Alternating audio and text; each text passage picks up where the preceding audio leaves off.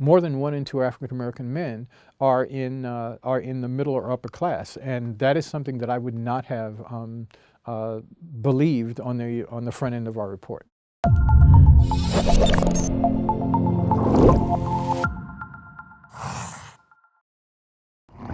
Ron, welcome. It's great to have you here today. You are the Maurice V. Russell Professor of Social Welfare Policy and Practice at Columbia University, and we are here today to talk about a new report, Black Men Making It in America, that we just released here at AI. Right. Thank you. Thank you for having me here. And I wanted to kind of begin our conversation by asking you, why you think since 2012 we've seen such a marked decline in people's sort of attitudes about race. And what I mean by that is that if you look at trends in Pew data, for instance, folks who are both white and who are black are expressing more concern about the state of race in the United States, more concern about discrimination against African Americans. So what do you think has sort of changed in the last couple of years when it comes to race in America? Well, I think it's the trend, among many things. I think it's the transition in administrations from President Obama to President Trump, and in some ways the disappointments on many different sides about that transition. One in which we had the first African-American president, and there was nothing short of euphoria in 2008, but in many ways I think the promise that people had hoped for in terms of what he might, African-American people for sure, what he might be able to accomplish was disappointing in many ways. That's one thing. And then now we've had a pendulum swing in terms of President Trump and his long-standing record on race, which is in some ways a victory for many whites who felt themselves disenfranchised during the 8 years of the Obama administration, and believed and heard someone who spoke to their sets of concerns in the 2016 campaign, who's now President of the United States, and whose record on race and immigration and the like is certainly championing the issues that are of concern to lots of low-skilled whites, and that leave blacks and other people of color really threatened. And so I think the conversation around African Americans is sitting right in the middle of that pendulum swing, and it's a very serious time for race in America. I mean, I agree with you. I guess I want to also just think about, it does seem like what happened in the wake of the killing of Trayvon Martin, what happened, in Ferguson and Baltimore, preceding even the election of Donald Trump, has also kind of cast a pall, if you will, over kind of race relations, and it's helped to sort of fuel concern about what's happening. I think that's also part of the story too. Oh, well, but I think that's part of the sense of disappointment. So you have President Obama, coming to a place where he had to in some sense fess up to the race card with some of his most dramatic speeches where he touched on the issue of race. And then one of the most remarkable of those speeches was the speech that he gave in response to Trayvon Martin's killing. And then his various efforts becoming more and more vocal, trying to get a hold of gun control following that, and the sense in which he was frustrated in his efforts to do that. So I think that is part and parcel of the disappointment that is felt on the one hand, and then on the other hand, the advocates of gun control are on the other side of that. So I think it's part of the set of events that are in there. And I also think we can't lose sight of the fact that social media has in some ways made the expression of reactions to these events much more prominent. So it's, as I sort of have reflected on this, I don't think conditions for black men are more dangerous than they have been in the past. Right. However, we are now much more aware of every single incident, and therefore it's much more on the public mind, and there's much more recognition and awareness of those threats. Right. So in this sort of general context, we've obviously seen both journalists and scholars like Ta-Nehisi Coates and Michelle Alexander kind of drawing attention to the ways in which kind of the sort of these big issues around race are particularly consequential for black men and for black boys. And their work has been important and valuable. At the same time, though, I guess, speaking frankly, one of my concerns is that people both in the society at large and in the black community in particular may be or may have in either in recent years or for a longer period of time developed a needlessly pessimistic view of the place of black men in the society. So there was one study that was done by Opportunity Agenda, and they were sort of tracking how the media depicts black men. And what they found was that words like poverty, incarceration, and unemployment were kind of disproportionately applied to black men, over and above the actual trends on the ground for black men. So do you think that there is, sort of an overly negative picture out there in the society at large, and even among African Americans in particular, when it comes to black men?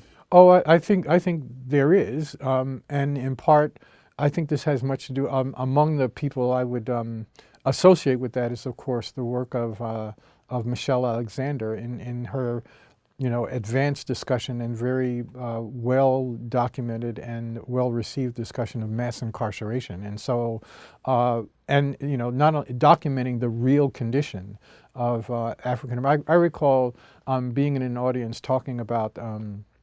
It was mainly middle-level government administrators of a variety of programs. It must have been in child support.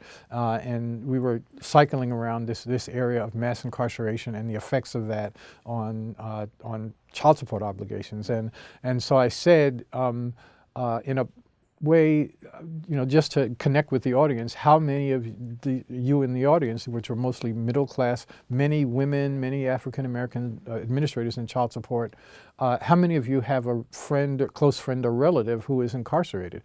And I was amazed that 60 to 70% of the audience had a friend or a relative who had been ever incarcerated. So I think this sort of pervasive, that fact and again the attention drawn to that and the damage that it is inflicting on the African American community does create this pervasive view of this pervasive negative narrative. Right. And there's little discussion on the other side, which was why I was interested in co-authoring this report. Right, and so kind of the concern in terms of highlighting kind of the more negative parts of the story is that, as Alan Jenkins, who's the executive director of Opportunity America, wrote, is that you may be kind of deepening, in his words, sort of expectation and biases on the part of potential employers, teachers, healthcare providers, police officers, and other stakeholders, regarding black men. And then in turn that may also affect how black men and young black males kind of see themselves and their own prospects for the future. Do you think that's a legitimate concern, that people sort of perhaps overly negative views about black men in America might foster bias and I think it does, and I think it also provides excuse for bias. So let me just give you one poignant example. I think the defense offered by police routinely, right, who are involved in shooting of African American men is, I was in fear for my life. Right. And I think the pervasive discussion of African American men as perpetrators of crime gives opportunity for that excuse, and in some cases legitimatizes that excuse. And so people feel in general, and the police in particular, which is, I'm really concerned about this, don't have effective interpersonal relationships with a lot of African American, but they hear this constant drone of the threat of African Americans as men as criminals and the like, and as a result, that I think contributes to a pervasive view, negative one, about African American men, and puts them at risk, and so I think it certainly creates a narrative that African American parents have difficulty working with, and young people may well, hearing this constant drone, also frame their own futures in a way that aren't very positive. And so, you know, and I will have to admit that my own research has been part of this. You know, much earlier in my career, I was very much, as I mentioned yesterday, you know, attracted to and it seized my attention, this book that was called Young Black Men and Endangered Species. And that was, I remember this. This is in early 1990s. And as a result, you know, many scholars of color went after trying to understand the nature of the risk that was discussed and continue to pursue a research agenda that is about better understanding the risk factors that pervade the lives of African American men and boys. And fortunately, I think that's turned the corner in some ways, but I think it's high time that we begin to tell a fuller story about the experiences of that cohort of African American men and begin to reframe the way we think about young African American men today and what their futures might look like if we do some things. Right. So in terms of kind of presenting a more accurate picture of what's happening with black men in America, you know, is it the case that most black men are poor? Is it the case that most black men will be incarcerated? And what else do we find in this new report? Well, you know, I was surprised that more than 1 in 2 African American men are in the middle or upper class, and you know, this is my research expertise, and yet, or related to my research expertise or the beginning of it, and so it definitely you know, belies this idea that most African American men are incarcerated or are poor or anything like that.